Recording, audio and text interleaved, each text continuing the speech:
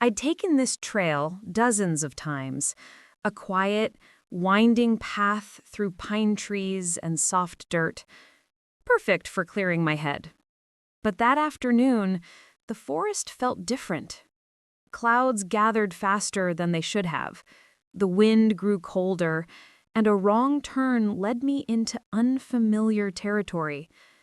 After 20 minutes of trying to retrace my steps, I realized something I didn't want to admit. I was lost. Really lost. The deeper the trees closed in, the more the silence pressed around me.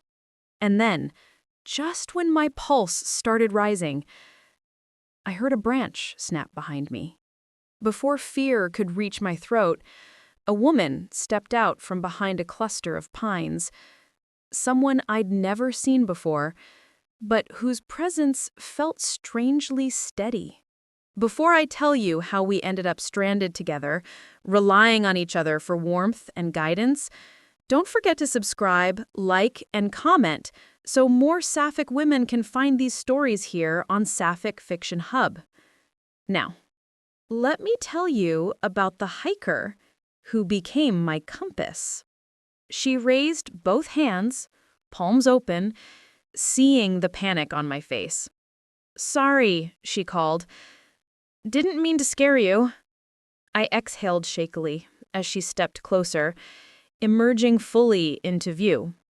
She was tall, with rich brown skin touched by golden light, her curly hair tucked into a warm beanie. Her backpack was worn, her boots sturdy, her presence grounded. She said, "I'm Jenna. I'm just as lost as you look." I replied, "I'm Claire." And yes, completely lost. "Good," she laughed softly. "Then at least we're lost together." She adjusted her pack as she approached. "I've been trying to get back to the main trail for an hour. My map lost signal. Yours?" I held up my useless phone. "No GPS, no service." She nodded. "Thought so. Storm's messing with everything." A distant rumble of thunder echoed through the trees. "Well," she said calmly, "we should stick together." I didn't know her, but something about her steadiness made me fall instantly into step beside her. We walked side by side, moving slowly as the wind picked up. "Where were you headed?" Jenna asked. "Just hiking, trying to clear my head." She smiled gently. "Something you needed to get away from?" "Something, or someone." "That's fair. And you?" "Same," she admitted. "Sometimes it's easier to breathe between trees." A sudden burst of wind whipped through the forest, sending leaves swirling in a frantic dance. "That's not good," Jenna murmured. The temperature dropped fast, faster than it should have. I folded my arms over my chest, shivering. "Are you cold?" she asked. "I'm okay." I lied. "No, you're not," she said, already shrugging off her jacket. "Here." "I can't take that." "Yes, you can. I'm warm-blooded." She placed it over my shoulders before I could argue. Her fingertips brushed my neck. Warm, gentle, sending a quiet spark through me. "We need to find cover before the rain hits," Jenna said. Within minutes, we spotted a rocky overhang, half hidden by pine branches. Barely a shelter, but better than nothing. We ducked inside just as the sky cracked open. Fat raindrops collided with the ground, loud and chaotic. The forest darkened. The air chilled. Jenna crouched beside me, close but respectful. "This will pass," she said softly. "Storms always do." Her calmness seeped into me like warmth. The rain hammered the world outside. Jenna looked at me, her expression softening. "Are you okay?" I nodded. hugging her jacket tighter around me. "You?" I asked. "I'm fine," she said, but her voice had a tremor she probably hoped I wouldn't notice. I did. "You're shivering," I pointed out. She shrugged. "I can handle it." "Come closer," I said before thinking. "For warmth."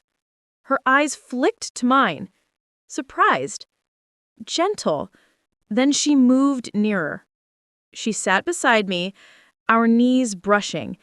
Even through layers of fabric, the heat between us grew immediately noticeable. "Better?" she asked quietly. "Yes." "Good." Another rumble of thunder rolled overhead. The forest trembled around us. Jenna leaned her head back against the stone wall, eyes closing briefly. "You know," she said softly, "you have this way of trying to be tough when you're scared." "I do not." "You absolutely do." "And what about you?" I countered. She smiled, eyes still closed. "I pretend I'm fine, even when I'm freezing." We sat quietly, letting the storm swallow the world.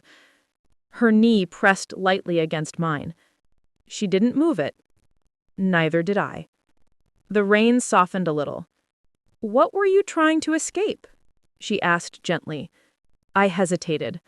Not because I didn't want to tell her, but because it was strange how easy it felt to be honest with her. A situation. Someone who didn't listen. Someone who took too much and gave too little. Jenna nodded slowly. "I get that. What about you?" She exhaled. "Someone who made me feel small? "You don't seem small." Not anymore." Lightning flashed. Reflexively, I flinched. Jenna reached out, just instinct, resting her hand lightly on mine. Warm, grounding, safe. "You're okay," she whispered. The way she said it made my chest tighten. As the thunder quieted, Jenna peered outside. "Looks like the worst part is past us. Want to try finding the trail again?"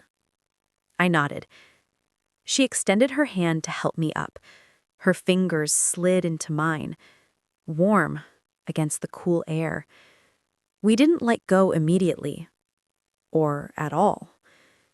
We walked out, still holding hands, and only separated when the branches forced us to walk single file. We trekked for another 20 minutes, trying to find familiar landmarks, but the storm had shifted everything.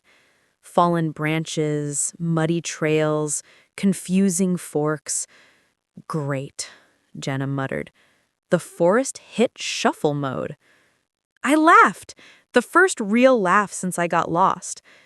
She turned, smiling softly at the sound. "You laugh like you mean it." "Is that a compliment?"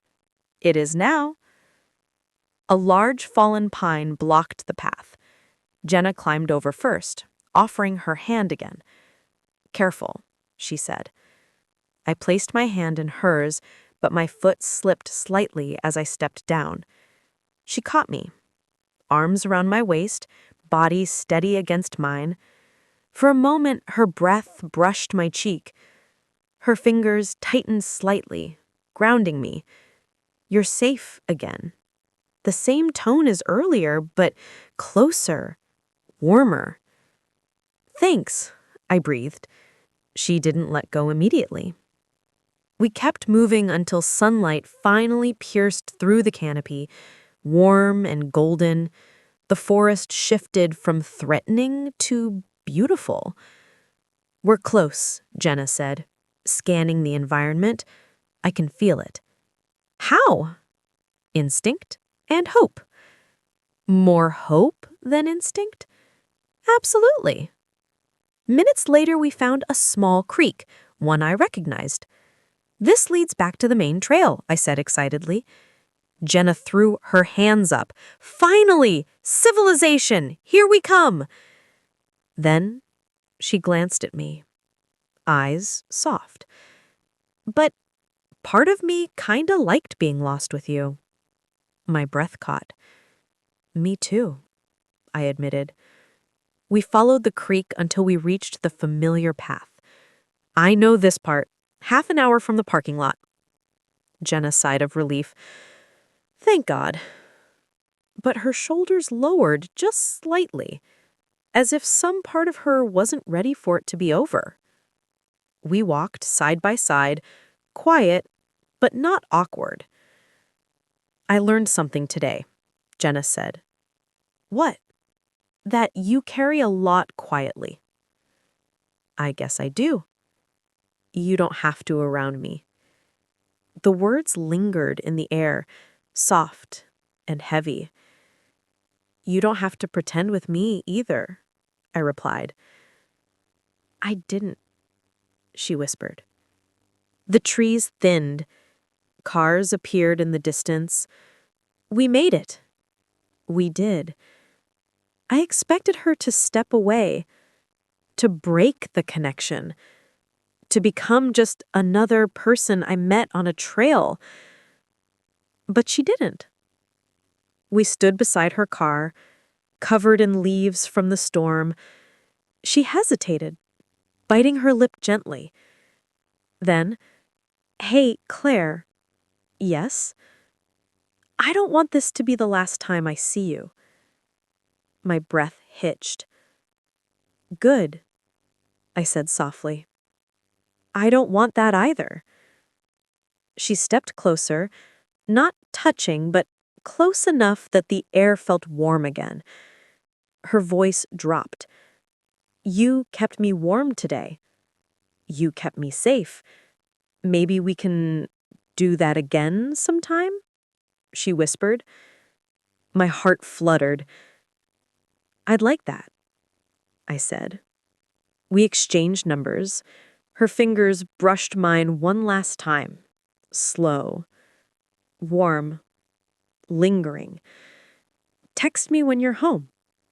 I will. She smiled, soft, relieved. I'll be waiting. I sat in my car for a moment, letting the day sink in. Getting lost felt less like a mistake and more like an invitation to slow down, to meet someone unexpected, to feel warmth in a place made of trees and silence. If this gentle survival story warmed your heart the way it warmed mine, don't forget to subscribe, like, and share so more Sapphic women can find our stories here at the Sapphic Fiction Hub.